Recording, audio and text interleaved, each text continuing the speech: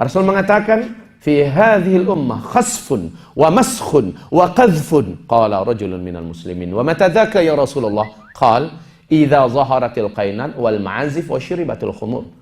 Pada umat ini nanti di akhir zaman sebelum kiamat akan terjadi banyak hujan meteor. Tanah banyak yang terbelah, lalu banyak negeri-negeri yang masuk ke dalam tanah. Dan banyak tenggelam di mana-mana, terjadi juga banyak perubahan bentuk gara-gara dukhan ini tadi. Qalu, para sahabat bertanya, wa mata dzaka ya Rasulullah? Wahai Rasul, kapan itu terjadinya? Nabi menjawab, idza zaharatil qainat wal ma'azif wa syuribatil khumur. Kalau penyanyi-penyanyi wanita dari umatku sudah banyak bermunculan di mana-mana. Kalau musik dan alat-alat musik sudah menyebar dan disenangi oleh umatku di mana-mana. Wa syuribatil khumur, dan kalau barang-barang memabukkan sudah menyebar dan beredar di mana-mana. Menurut Bapak semua, yang tiga-tiga ini gimana kondisinya sekarang? Apa belum? Sudah apa belum? Sekarang bumi kita sedang diancam oleh belasan ribu meteor. Dan kita sedang ada di tengah arus sungai meteor. Kondisi manusia sudah membuat hal yang tidak pantas dibuat. Kayak memancing supaya cepat datang. Ini tentang dukhan. Selepas dukhan, bumi kembali terang, matahari kembali bisa menyirami bumi. Apa pemandangan dan kejadian yang sangat pahit yang harus dihadapi manusia? Rasul mengatakan, ketika itu kata Rasulullah, "Tsumma uttum min haitsu bada'tum wa uttum min haitsu bada'tum wa uttum min haitsu bada'tum." Kamu setelah itu kembali seperti zaman sekarang. Tidak ada teknologi yang dapat kita manfaatkan. Mobil kita ada, tapi sudah tidak bisa distarter. Pesawat masih ada, tapi hanya menjadi bangkai yang tidak bisa dimanfaatkan. Listrik padam selama-lamanya, sinyal menjadi hilang. Bapak dapat bayangkan betapa stresnya manusia yang sudah punya ketergantungan yang penuh kepada teknologi. Setelah 40 hari itu banyak yang sakit, mereka lari ke rumah sakit. Tetapi rumah sakit beroperasi nggak ketika teknologi musnah? Tidak. Orang ingin menarik uangnya di bank. Bagaimana yang terjadi di bank? Tidak ada bank yang buka. Karena seluruhnya menggunakan teknologi. Uang hanya jadi kenangan. Panas. Iklim menanjak dengan tajam. Satu bumi ini kepanasan. Kata Rasulullah, start dari situ orang mulai kekurangan air. Makanan juga menjadi langka di bumi. Kelaparan mulai mewabah di seluruh dunia. Kaum muslimin, tahun kedua, 2/3 air dari langit tidak turun. 2/3 tanam-tanaman, makanan dan hewan yang bisa dimakan di bumi seluruhnya mati. Putus asa menyelimuti manusia hidup. Manusia hanya punya satu di antara dua pilihan. Satu, bunuh diri. Yang kedua, bertahan hidup dengan cara brutal. Sehingga dalam hadis Sahih Bukhari, di kitab Al-Adabul Mufrad, Rasul berkata, tidak akan terjadi kiamat sampai tetangga tega mendatangi tetangganya dan menyangka di tetangga itu ada makanan, dia bunuh tetangganya dan dia cari makanan dalam rumah itu. Tidak didapatkan apa-apa. Saking paniknya kehidupan, Pak. Pada tahun ketiga setelah kejadian, maka disitulah tahun sang sumber fitnah yang paling besar di bumi ini sejak Adam diciptakan sampai hari kiamat muncul. Pada tahun itu sama sekali air tidak ada turun dari langit. Tidak di negara manapun. Dan tanam-tanaman, makanan, binatang yang dapat dikonsumsi di muka bumi mati. Sehingga para sahabat bertanya, ya Rasulullah, apa yang dapat kami makan dan kami minum ketika itu? Makan minum kalian adalah makanan dan minuman para malaikat. Zikir, kata Rasulullah. Subhanallah, walhamdulillah, wala ilaha illallah, wallahu akbar. Kalian baca. Kalian doakan pada Allah agar bacaan itu mengenyangkan kalian dikenyangkan oleh Allah. Wala yakhafuna minal ju'. Setelah itu kalian tidak takut lagi dengan tak lapar. Wala tash'uruna bil ju', dan kamu tidak merasakan lapar. Inilah makanan orang beriman saat itu. Tapi orang kafir, Pak, bangkai dimakannya. Manusia yang tergeletak udah jadi bangkai pun dimakannya. Bertahan hidup, survival. Ya Allah ya Rabbi, Bapak dapat bayangkan kehidupan seperti apa. Dan tahun itulah tanda besar kiamat muncul. Dajjal lepas. Dajjal adalah manusia dari keturunan Adam. Kata Rasulullah, dia lebih pendek daripada kalian. Dadanya bidang, full daging. Rambutnya keribu. Kedua bola matanya seperti mau lepas dari tempatnya. Yang mata sebelah kanan tertutupi oleh daging yang di atas ini meleleh menutupi. Dan bagian ujungnya nempel di sini. Dan ini bergelantungan seperti jengger ayam. Dari dalam nampak kesan bola mata seperti mau lepas. Mata yang sebelah kiri sudah hampir lepas dari sarangnya. Dan matanya seperti berkabut dan berwarna hijau kaca. Rasul mengatakan mukanya tebal, bibirnya tebal. Rambutnya keribu. Di sela-sela rambutnya itu seperti ada ijuk yang keluar. Lehernya lebih panjang daripada leher kamu sedikit. Dan bahunya mereng. Warna kulitnya warna putih seperti mayat kemerah-merahan. Kakinya bila ia berjalan karena akan melihat kedua mata kakinya saling berjauhan, kedua jempolnya saling berdekatan. Dan dia memiliki kemampuan yang tidak ada satupun dukun dan ahli sihir kecuali sujud menuhankannya. Seluruh jin dan setan berkhidmat kepada Dajjal, kata Rasulullah. Seluruh jin dan setan berkhidmat kepada Dajjal. Memperbanyak calon penghuni neraka bersama setan manusia ini, yaitu Dajjal. Dajjal ini muncul, Rasul haramkan umatnya jangan pernah berjumpa dengan Dajjal. Siapapun yang berjumpa dengan Dajjal, dia akan kafir kepada Allah. Dia akan beriman kepada Dajjal. Ketika dia melihat Dajjal, dia akan sujud. Akan ada orang yang sangat percaya diri bahwa imannya kuat. Lalu dia keluar, kata Rasulullah, laki-laki. Ketika dia berjumpa dengan Dajjal, menguaplah imannya dan dia pun sujud menyembah Dajjal. Siapapun yang kafir kepada Allah karena menyembah Dajjal, dia tidak akan pernah lagi masuk ke dalam Islam selama-lamanya. Dia akan kafir. Mayoritas umat Nabi di muka bumi, manusia di muka bumi akan sujud menyembah Dajjal. Makanya Nabi haramkan, kalau kalian dengar Dajjal masuk ke kota kalian, jangan pernah keluar. Tutup pintu rumah kalian rapat-rapat. Ambil istri dan anak-anak gadis kalian, mak-mak kalian masuk ke dalam rumah, ikat kaki mereka, ikat tangan mereka, tambatkan di tiang-tiang rumah kalian. Karena wanita adalah yang paling lemah pertahanan mereka. Sementara Dajjal di kota mana masuk, sihirnya, magicnya, hipnotisnya disebarkan dengan kekuatan maksimal. Sehingga orang tersedot ingin keluar. Dan laki-laki, kita diperintah oleh Rasul di dalam rumah, bacalah surah Al-Kahfi.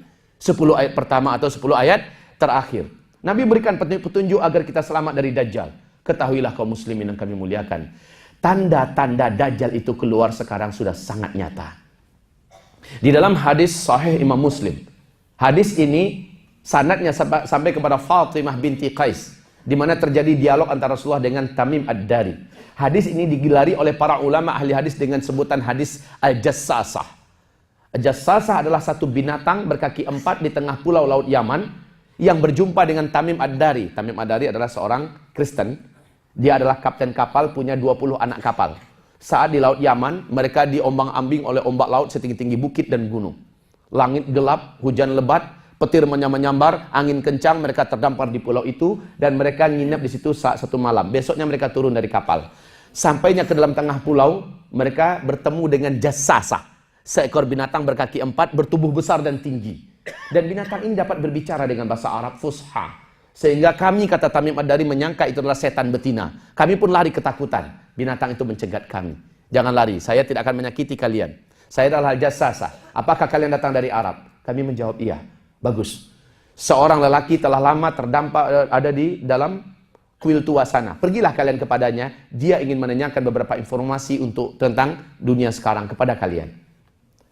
Dalam keadaan takut, kata Tamim, kami pun lari ke arah kuil tua itu. Sesampainya di sana mata kami terbelalak. Kami menyaksikan seorang lelaki bertubuh gompal dan kuat sedang diikat oleh rantai besi yang besar dan berat. Kedua kakinya terikat. Ikatan itu menyambung kepada kedua tangannya. Terikat. Dan juga mengikat lehernya. Kami berkata, celakalah engkau. Siapakah engkau? Laki-laki itu berkata, kalian tidak perlu takut kepada saya. Saya tidak bisa ngapain sekarang. Saya tidak bisa nyakitin kalian. Nanti saya kasih tahu kepada kalian saya ini siapa. Jawab dulu pertanyaan. Kalian dari Arab? Kami menjawab iya. Di Arab sudah muncul nggak seorang lelaki ummi yang ngaku sebagai nabi terakhir namanya Ahmad? Sudah muncul belum? Tamim Ad-Dari mengatakan, sudah. Bagus, berarti sudah dekat masanya. Kalian beriman nggak kepadanya? Sebagian ada yang beriman, sebagian kafir kepadanya. Baik dan beruntung orang-orang yang mau beriman kepadanya. Selamatlah dia. Lalu dia bertanya, dijawab. Dia bertanya terakhir pertanyaannya, dan ini akan saya uraikan di sini. Dia bertanya tentang kondisi keadaan dia mau lepas. Kalian kenal nggak dengan kebun kurma Baisan? Kata laki-laki yang terikat itu. Yang terakhir Nabi di penutup hadis mengatakan, dia adalah Dajjal. Laki-laki ini bertanya, kalian kenal nggak dengan kebun kurma Baisan? Ya, kami kenal. Apa yang ingin engkau ketahui tentang kebun kurma Baisan? Masih berbuah nggak sekarang? Sekarang ini buahnya lebat dan sangat banyak. Sebentar lagi, lihat saja, buahnya akan habis. Itu adalah waktu dekatnya saya lepas. Kemudian dia bertanya lagi, oh ya, tentang kebun kurma Baisan, Bapak tahu tempatnya di mana? Buka di Google, Pak. Di Syam, perbatasan antara Yordania dengan Palestina. Kebun kurma Baisan sudah masuk tahun ke-6 sekarang, Pak. 100% sudah tidak berbuah lagi. Dan bahkan batangnya pun mengarah kepada layu dan mati. Yang kedua, Danau Tiberias. Dia tanya, apa yang ingin kau ketahui tentang Tamim Ad-Dari? Masih berair nggak sekarang? Oh, airnya banyak. Tidak kurang sedikit pun. Sebentar lagi airnya akan susut. Dan tinggal sedikit saat itu saya lepas. Seluruh bumi ini akan saya kelilingi. Tidak ada satupun tempat dan kota melainkan saya akan masuk di dalamnya. Hanya 2 kota yang saya terhalang untuk masuki. Mekah dan Tibah. Di penutup hadis Nabi mengatakan Tibah itu adalah Madinah ini. Hanya Mekah dan Madinah yang Dajjal tidak bisa masuk. Baik fisik Dajjal, baik kemampuannya, termasuk bala tentaranya. Tidak bisa masuk ke dalam Mekah dan Madinah. Pagi tadi kami membedah ini 2 jam. Kemarin, Pak. 2 jam lamanya. Saya ada kajian duha rutin setiap hari di Az-Zikra, Sentul. Diminta selama 10 hari terakhir ini memberikan kajian tentang akhir zaman. Secara maraton tiap hari. Baik kaum muslimin yang kami muliakan. Danau Tiberias Bapak tahu di mana? Ya. Tanah yang paling subur di Palestina, ya, di situ adalah Danau Tabariyah. Ini yang dijajah oleh Israel sekarang. Berarti Danau Tabariyah itu sekarang adanya di Isra, dekat perbatasan dengan Lebanon, Pak. Danau ini nggak pernah susut. Tapi silakan Bapak buka YouTube. Pemerintah Israel secara resmi mengumumkan ketakutan mereka dan kepanikan yang tidak bisa disembunyikan. Sebab apa? Sumber air satu-satunya bangsa Yahudi di Israel ini hanya ada di danau ini. Mereka nggak punya mata air yang lain. Mereka tidak punya sungai.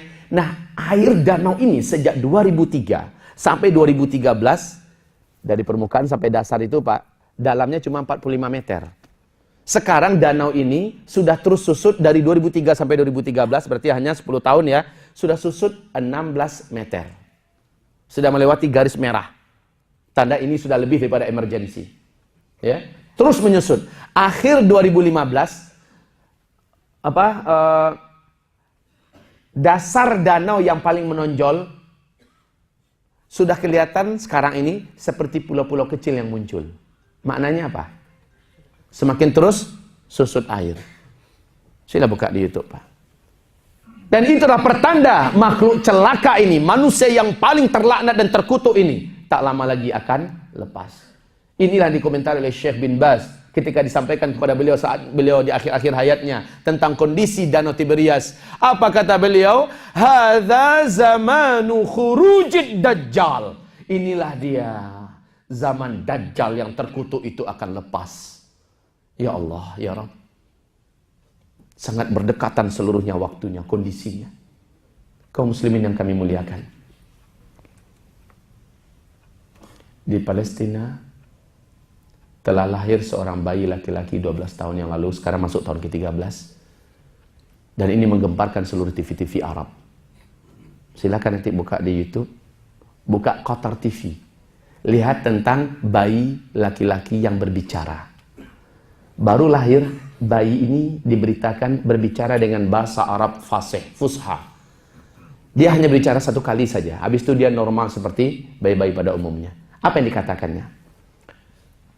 Ana rajulun sayaqtuluni dajjal wala yaqtulu ba'di ahadan abada. Sebelum saya bacakan apa arti daripada ungkapan si bayi ini, di dalam hadis sahih Rasulullah berkata, akan ada seorang remaja lelaki yang tidak bisa dipengaruhi dan dikuasai oleh Dajjal. Dan dia tidak mau sujud kepada Dajjal. Dajjal berkata kepada para pengikutnya, apakah kalian saksikan jika lelaki ingusan ini saya bunuh, lalu saya hidupkan dia di depan kalian, apakah kalian semakin yakin saya adalah Tuhan kalian? Seluruh mereka berkata, iya kami sangat yakin. Maka disembelihlah, dibedahlah dengan gergaji. Dibelah 2 kata Rasulullah, sampai terbelah. Badannya menjadi 2. Tergeletaklah laki-laki ini menjadi bangkai. Dajjal mengelilinginya 1 kali keliling sambil mulutnya kami membacakan mantra-mantra tertentu. Kemudian Dajjal berkata, Qum. Allah izinkan kembali bertaut dan bertemu 2 potong tubuh yang sudah dibelah 2 ini. Bertemu, bertaut kembali, utuh. Darah masih basah di lantai, laki-laki ini sudah berdiri kembali.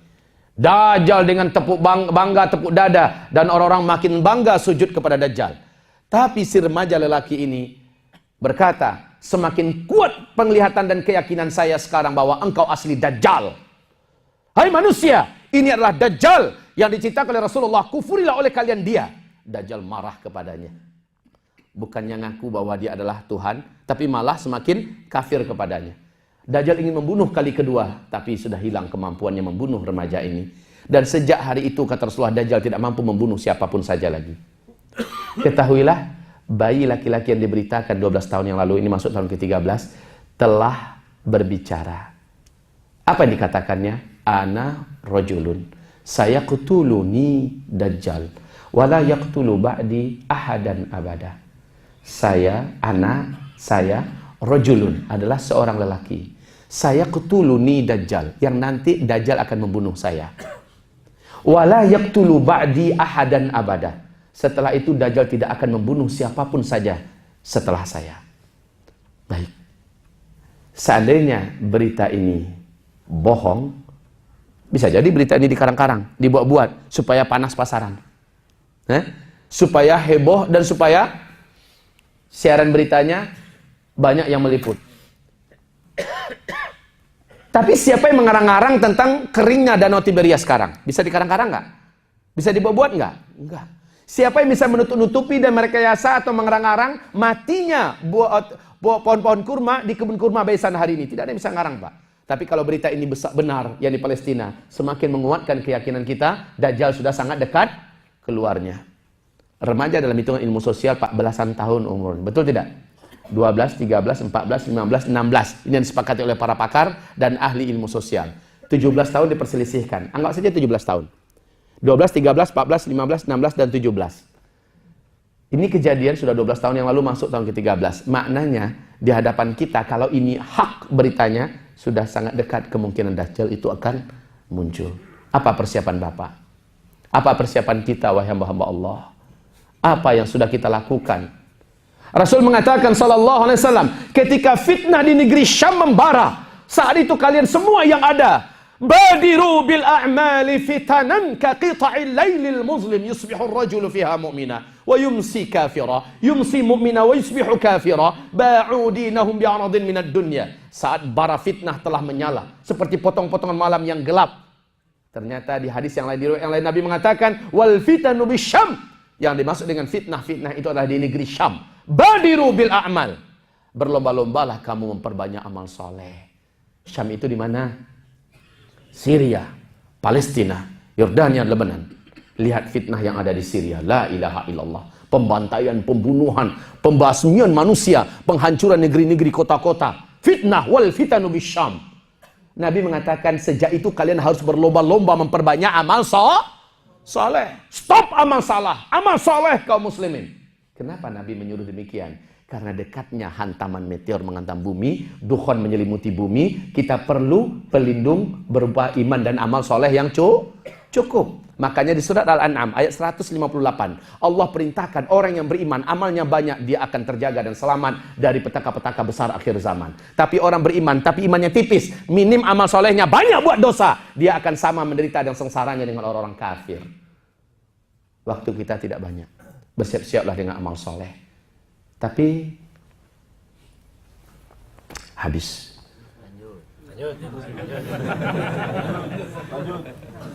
Saya menyampaikan materi ini, standarnya itu Pak 2 jam. Ini yang standar. Iya, lanjut ya. Habis itu baik kaum muslimin yang kami muliakan.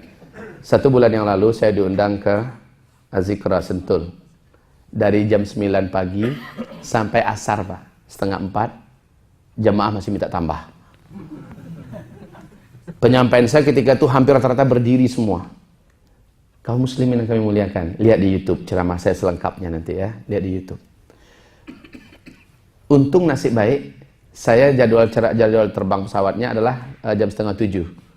Jadi saya terselamatkan. Kalau enggak jamaah udah nahan Pak, enggak boleh pergi, sampaikan, selesai. Karena materi penutup adalah persiapan dan amalan akhir zaman. Ini materi penutup. Jadi ini sebenarnya nggak bisa hanya setengah jam, 1 jam. Baik kaum muslimin kami muliakan, untuk menutup acara ini saya kasih kunci kepada Bapak supaya pulang dari sini jangan sampai lemes. Udah kayak nggak ada tulang di dalam tubuhnya. Pulang ke rumah udah kayak gini badannya. Mas kok jalannya gitu? Udah mau kiamat. Tahu-tahu nanti malam buat surat resign, Mbak. Mengingat, menimbang, dan memutuskan. Jangan sampai itu terjadi. Pesan Nabi Muhammad SAW, kalaupun besok pasti kiamat terjadi. Hari ini masih ada 1 butir biji kurma di tangan kamu yang dapat kamu tanam hari ini. Tanam, kata Nabi. Padahal Bapak kan tahu. 3, 4, 5 tahun yang akan datang setelah biji kurma ditanam baru bisa dimanfaatkan buahnya. Betul tidak? Padahal besok udah mau kiamat. Ini syarat apa dari Nabi? Apapun hal yang positif yang dapat kamu jadikan sebagai amal soleh di kehidupan dunia ini bisa kamu buat terus. Tapi maksimalkan niatnya adalah untuk Allah, karena Allah dan demi Allah. Bapak kerja di Telkomsel, kerjalah dengan amanah, kerjalah dengan disiplin, dengan jujur. Jangan tinggalkan pekerjaan ini, cari rezeki yang halal. Jangan nyogok, jangan nilep, jangan nipu sana sini, dan stop juga makan riba. Ketika Allah memanggil dalam suara azan, Allahu Akbar, Allahu Akbar, apapun kegiatan Bapak, kecilkan semuanya itu, besarkan Allah. Sibuklah Bapak Ibu dengan istri sekarang bermesraan, bercinta dengan Al-Quran. Sibuklah dengan tahajud. Alhamdulillah ini mungkin saja Ramadan tenang kita. Bisa jadi Ramadan tahun depan sudah kacau di muka bumi ini. Syarat-syarat dan tanda-tandanya sudah hampir lengkap. Kalau banyak waktunya saya akan uraikan kepada Bapak bahwa tidak ada jaminan tahun-tahun berikutnya kita masih hidup dalam keadaan tenang. Bumi ini satu bumi akan chaos. Tanda-tandanya sudah nyata. Kaum muslimin, yang pasti sekarang Bapak masih tenang, manfaatkan sebaik-baiknya menjadi orang benar. Menjadi orang lebih disiplin lebih sebelumnya. Lebih lurus, lebih soleh, lebih taat. Dan lebih kuat beramalnya. Bapak, Ibu, sekalian hamba Allah, yuk berlomba-lomba. Badiru bil a'mal. Berlomba-lomba memperbanyak amal soleh. Stop kebiasaan kita yang tidak baik. Melalaikan sholat, berbohong, menggunjing, memfitnah, memecah belah, mengadu domba orang, ya, menipu kesana kemari. Stop minum-minuman keras, main perempuan, dan akrablah dengan Al-Quran. Karena inilah zikir yang terkuat di akhir zaman, adalah Al-Quran. Kata Nabi, hadis penutup, la taqumus sa'ah, takkan terjadi kiamat sampai umatku banyak disibukkan oleh muthannah. Para sahabat bertanya, mal muthannah ya Rasulullah? Apakah itu muthannah? Nabi menjawab, kitabun katabahun nas biaidihim fayatanaqalunahu fima bainahum yatrukuna kitaballah. Muthannah itu adalah tulisan yang ditulis-tulis oleh tangan manusia, lalu tulisan itu berpindah dari satu tangan ke tangan yang lain, dan berpindah lagi ke tangan yang lain. Kalian sibuk membacanya, dan kalian meninggalkan kesibukan membaca kitabullah. Takkan terjadi kiamat sampai masa itu terjadi. Sudah apa belum? Benda ini yang dimaksud apa bukan? Bapak di mobil buka ini. Mau nunggu jam kantor buka ini. Nunggu macet habis buka ini.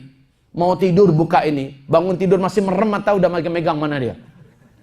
Kalau ini ketinggalan rame, ributnya minta ampun. Tapi kalau ini yang ketinggalan, nggak kisah, nggak urusan. Udah lama ini terpinggirkan dari kehidupan kita, Pak. Tobatlah. Ambil ini kembali. Rapatlah kembali dengan Al-Quran. Banyaklah membacanya. Banyaklah mentadaburinya. Menyatulah kembali dengan Al-Quran kaum muslimin. Agar menjadi orang yang selamat di akhir zaman. Demikian dari saya. Mudah-mudahan suatu hari Allah pertemukan kita kembali. Dan semoga waktunya lebih lapang daripada ini. Semoga waktunya lebih sempurna. Baik, persiapkanlah diri. Lihat YouTube saya. Buka Uzma TV. Uzma TV channel. Ya, Ustadz Zulkifli Muhammad Ali adalah channel saya punya, tapi dengan menggunakan jasa media. Ya, baik Bapak Ibu yang kami muliakan, kajian tentang akhir zaman saya lengkap, baik tentang Dajjal, tentang Al-Mahdi, tentang Ya'jud Ma'jud, tentang Nabi Isa dan semuanya lengkap. Begitu juga kajian akidah dan tafsir ada di sana. Silakan Bapak, sampaikanlah kepada istri, ajaklah nonton bersama. Tapi tetap saja langsung mendengarkan gregetnya dan powernya lebih terasa menyengat dibandingkan lihat YouTube. Mudah-mudahan suatu hari nanti kita dipertemukan kembali oleh Allah. Demikian saja, istighfar kepada Allah SWT. Astagfirullah, astagfirullah, astagfirullah. Yang benar hanyalah Allah dan Rasulnya, yang salah adalah diri saya yang lemah dan syaitan yang terlaknat. Kita tutup dengan kafaratul majlis. Subhanakallahumma bihamdika, asyhadu an la ilaha illa anta, astaghfiruka wa atubu ilaik. Wabillahi taufiq wal hidayah. Wassalamualaikum warahmatullahi wabarakatuh.